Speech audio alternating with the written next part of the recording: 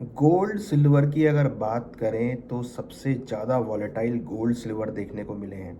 अगर हम पिछले 2 हफ्तों की बात करें तो अच्छी खासी वॉलेटिलिटी हमने गोल्ड सिल्वर में आती हुई देखी है। क्योंकि यहाँ पर अगर आप देखेंगे यूएस और ईरान को लेके जो डिस्टरबेंस था वो यहाँ पर अब ख़त्म होता हुआ दिख रहा है। यूएस और ईरान के बीच जो डिस्टरबेंस थी वो यहाँ पर ख़त्म होती हुई दिखाई दे रही है। दोनों के बीच मेमोरेंडम साइन होता हुआ नज़र आ रहा है 60 दिन का।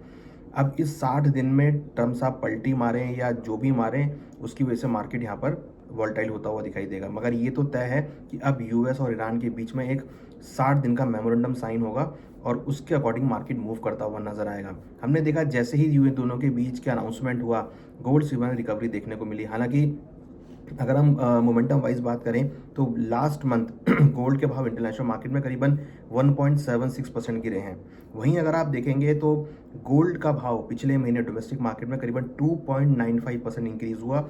हालांकि पिछले हफ्ते करीबन 2% की गिरावट देखने को मिली, तो करीबन 1,55,500 के आसपास गोल्ड का भाव क्लोज होते हुए नजर आए।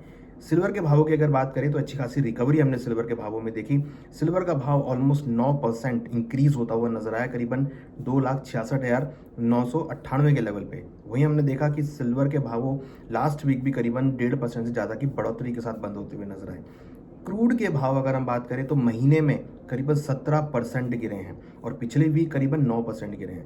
तो इट मीन्स कि पूरा महीना मई का नेगेटिव रहा क्रूड के लिए और पिछला हफ्ता भी नेगेटिव बंद होता हुआ नजर आया। वहीं अगर आप बात करेंगे कॉपर की तो कॉपर में अच्छी खासी मोमेंटम रही, करीबन 5.5% के आसपास के गेंस कॉपर में आते हुए दिखाई दिए। हमने देखा कि मेटल में अच्छी खासी रिकवरी देखने को मिली, जिसमें कॉपर, सिल्वर, गोल्ड यहाँ पे आते हुए दिखाई दिए। हालांकि गोल्ड उतना ज़्यादा परफॉर्म नहीं किया जितना सिल्वर और कॉपर ने किया। तो हमें लगता है कि आने वाले दिनों में इंडस्ट्रियल मेटल में particular copper, silver, aluminium, zinc, यहाँ पर आपको अच्छी खासी मोमेंटम देखने को मिल सकते हैं, तो खरीदारी वहाँ देखी जा सकती है। अब हम बात करें अगले हफ्ते में क्या मोमेंटम हो सकता है, क्या इंपॉर्टेंट लेवल हो सकते हैं, तो यहाँ हमें लगता है कि जिस तरीके से क्रूड के भाव गिरे हैं तो हो सकता है कि अगले हफ्ते आपको एक पॉजिटिव मोमेंटम गोल्ड सिल्वर में आता हुआ दिखाई दे। हालांकि लास्ट वीक जो हमने प्रीडिक्ट किया था वैसे ट्रेंड यहाँ पे देखने को मिला, तो लग रहा है कि नेक्स्ट वीक में मार्केट में एक रिकवरी आपको गोल्ड सिल्वर में देखने को मिल सकती है, क्योंकि जिस तरीके से क्रूड के भाव गिरे हैं ये सब गोल्ड के लिए पॉजिटिव होता हुआ दिख रहा है, सिल्वर के लिए पॉजिटिव होता हुआ दिख रहा है। यूएस के नेगेटिव डेटा आते हुए नजर आए, उससे डॉलर इंडेक्स में गिरावट आई और गोल्ड सिल्वर को सपोर्ट आता हुआ नजर आया। तो लग रहा है कि गोल्ड और सिल्वर में अगले हफ्ते खरीदारी देखने को मिल सकती है। यहाँ अगर हम लेवल्स की बात करें तो गोल्ड में इंपॉर्टेंट लेवल जो है वो करीबन 4,450 का इंपॉर्टेंट सपोर्ट और हायर साइड में 4,600 का एक रेजिस्टेंस है। डोमेस्टिक मार्केट में 1,52,000 सपोर्ट और ऊपर में 1,58,000 रेजिस्टेंस है। सिल्वर की अगर बात करें तो $72 सपोर्ट और ऊपर में $80 एक रेजिस्टेंस होगा।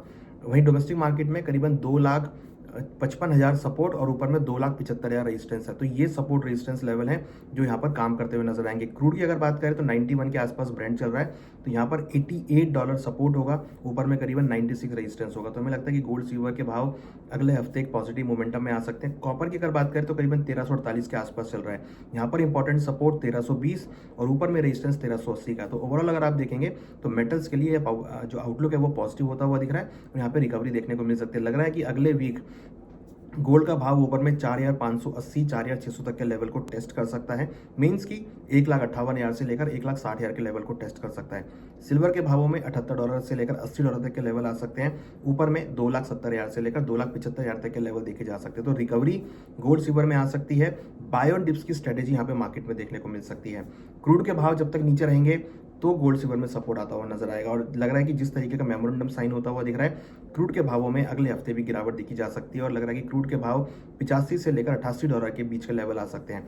मेटल्स की अगर बात करें तो कॉपर और एल्युमिनियम और जिंक तीनों में ही रिकवरी देखने को मिल सकती है और रिकवरी के साथ ट्रेंड देखने को मिल सकते हैं। तो हमें लगता है कि अगला हफ्ता मेटल्स के परस्पेक्टिव से पॉजिटिव हो सकता है, क्रूड के परस्पेक्टिव से नेगेटिव देखने को मिल सकते हैं।